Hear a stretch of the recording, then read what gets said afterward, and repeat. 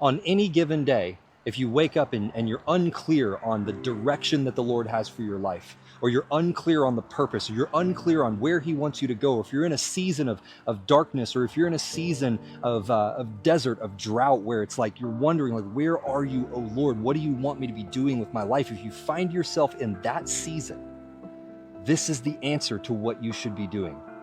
Act justly, love grace, and walk in purity with your God.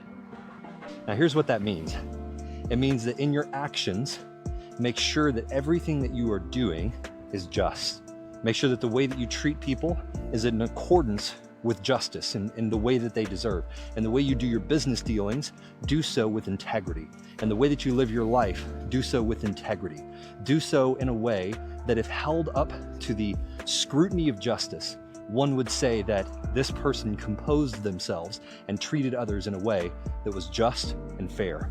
Then it says to love grace.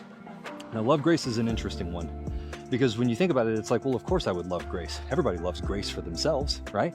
Everybody is happy when God extends grace to them because they did wrong and God forgave them without them having to do anything other than trusting Jesus to receive that forgiveness. We all love grace. But when we don't love grace so much is when it's extended to someone else. When somebody else gets the grace, even though they did the wrong to you, and the grace and the mercy fell on them instead of the consequence. When that happens, suddenly we don't love grace so much. And that's why it says to love grace, to act justly, and to love grace even when it doesn't benefit you. Because to love the grace that benefits you means that you must also love the grace that benefits others, because you can't have it both ways. And then finally, to walk in purity before your God, meaning basically separated from the world. Don't be caught up in worldliness.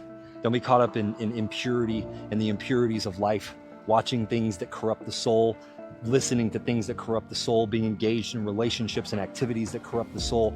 Walk in purity before your God. Now notice it doesn't say be pure before your God.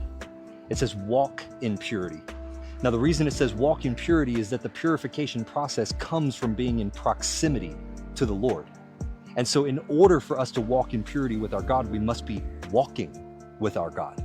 And so we don't need to purify ourselves and then walk with God. No, we need to walk with the Lord and continuously allow Him to purify us as we are in that walk with Him.